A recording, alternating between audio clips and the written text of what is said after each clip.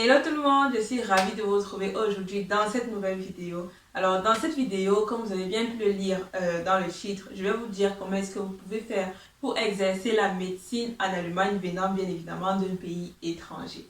C'est un parcours qui peut être plus ou moins long, ça dépend du chemin que vous décidez d'emprunter. Je vais vous donner différents exemples et puis voilà.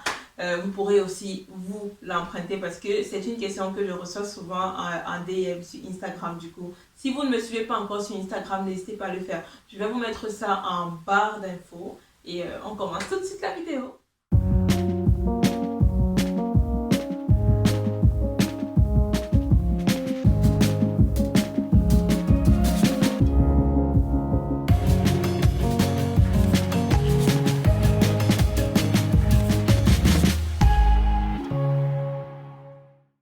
Alors, comme j'ai bien pu le dire en introduction de cette vidéo, voilà, je vais vous dire comment est-ce que vous pouvez faire pour pouvoir exercer la médecine effectivement en Allemagne. Alors, première des choses, pour travailler en allemand et du coup avoir les patients allemands, avoir des collègues principalement allemands, eh ben, il va bien falloir apprendre la langue allemande. Je vois souvent des gens qui me demandent si on peut travailler en Allemagne en parlant anglais.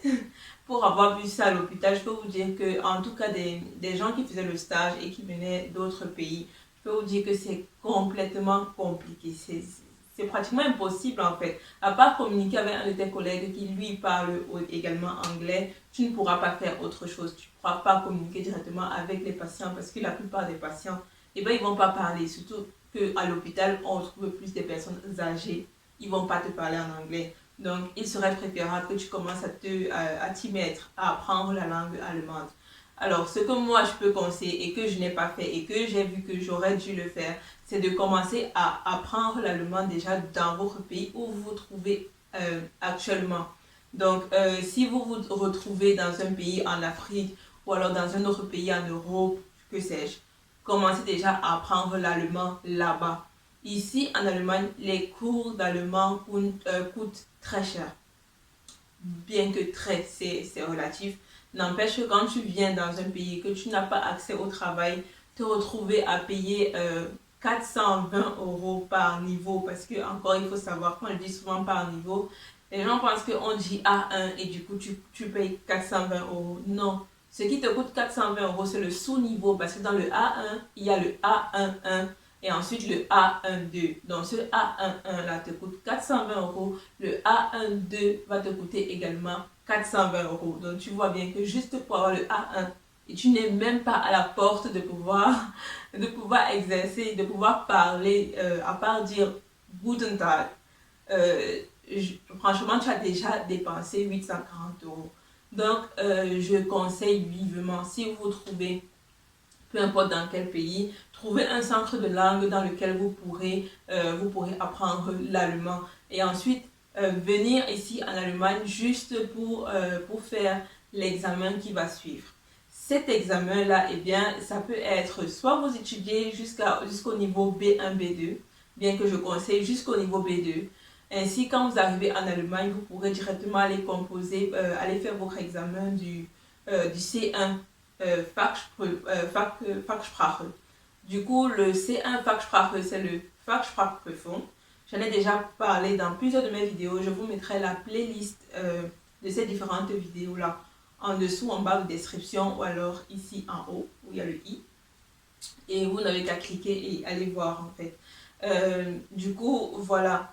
Il vous faut absolument faire les cours de langue et ensuite, avec les cours de langue, vous pourrez accéder, parce que pour accéder à cet examen de FSP, du coup, Fachsprachprüfung, il vous faut forcément avoir un niveau minimum B2.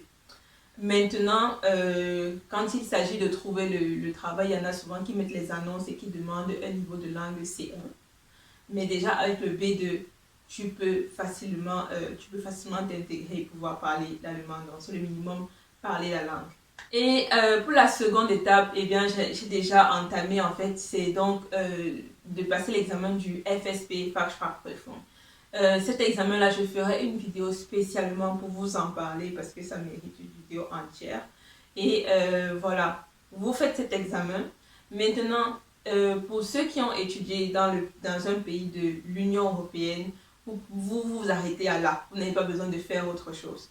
Pour ceux qui ont étudié dans des pays qui ne sont pas membres de l'Union européenne, le parcours continue. Mais entre cet examen de FSP et la fin du parcours, du coup, il y a des choses que vous pouvez quand même faire déjà au milieu et commencer à gagner votre vie avec la médecine. Donc, pour ceux qui ont étudié en Union européenne, vous faites cet examen-là. Cet examen vous donne directement l'approbation de l'ordre des médecins pour pouvoir exercer la médecine en Allemagne. Vous n'avez pas besoin d'autres examens. Et du coup, vous pouvez directement commencer à travailler. Pour travailler, il faut avoir un permis de travail. Ça s'appelle Arbeitserlaubnis. Maintenant, à ce que je sache, en fait, parce qu'avant, ce n'était pas intégré directement dans le permis de séjour. À ce que je sache maintenant, c'est directement intégré parce que c'est le cas pour moi. Si par contre, il y en a qui passent par là et que c'est pas la même chose, là maintenant, entre 2020 et 2021, dites-le moi en commentaire. Je ne suis pas forcément au courant de tout. Mais voilà quoi, il vous faut le permis de travail pour commencer à travailler. Du coup, vous pourrez déjà commencer à soit vous spécialiser, ou alors si vous étiez déjà spécialiste dans votre pays, et ben vous allez commencer à travailler directement en tant que spécialiste. Une chose que je n'ai pas précisé, c'est que le permis de travail te donne la possibilité de travailler durant, en fait, ce que je sais et que je n'ai pas fait, que j'aurais pu faire même, disons que je ne pouvais pas, je n'étais pas en capacité de le faire, c'est que une fois que vous avez déjà obtenu votre niveau B2, vous pouvez déjà demander le Arbeitserlaubnis avant de faire le Fachsprachprüfung. Du coup, avec ce Arbeitserlaubnis-là, tu peux travailler 6 mois déjà avant de passer ton examen de FSP. Il y a une chose que j'ai oublié de dire et qui est très importante, c'est que les hospitations, c'est bien, mais étudier de façon ciblée, c'est mieux. Pourquoi est-ce que je dis ça? Tout simplement parce que quand vous avez vos 6 mois de Arbeitserlaubnis, une fois que vous avez obtenu votre B2, vous pourrez, oui, aller à l'hôpital travailler et être en contact directement avec la langue et avec les patients. Mais seulement, vous ne savez pas exactement comment se passe le FSP. Donc, du coup, le Fachsprachprüfung. Raison pour laquelle il serait préférable de suivre ces cours-là pour être le moment venu, fin prêt, savoir exactement ce qu'on attend de vous là-bas. Moi, quand je passais mon examen, j'en ai vu qu'ils n'ont pas suivi ces cours-là. Et pour une première fois, après que tu as dépensé 450 €, je peux te dire que ça fait très mal d'apprendre comme ça sur le coup tout ce que tu avais à fournir comme effort pour pouvoir être fin prêt. Donc, les cours de préparation au Fachsprachprüfung sont très importants. Là-bas, on vous montrera exactement ce qu'il y a lieu de faire durant l'examen. Et aussi, il faut savoir que quand vous allez commencer votre spécialisation, bien même avec le travail, vous aurez toujours de l'assistance. Il y aura toujours quelqu'un au début qui vous montrera exactement comment fonctionne le système sanitaire allemand. Donc là-bas, vous pourrez justement apprendre ce qu'on attend de vous dans l'hôpital.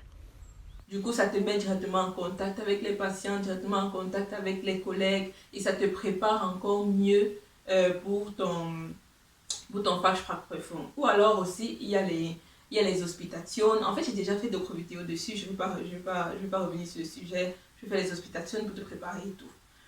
Mais voilà, du coup, ensuite que tu as ton Arbeitserlaubnis, si tu as déjà passé ton FSP et tu as un Arbeitserlaubnis qui te donne donc la possibilité, pour ceux qui ne sont pas ressortissants de l'Union européenne, ça te donne la possibilité en fait de travailler pendant 2 ans. Pendant ces 2 ans-là, tu peux te préparer pour pouvoir faire ton examen de Kenntnisprüfung.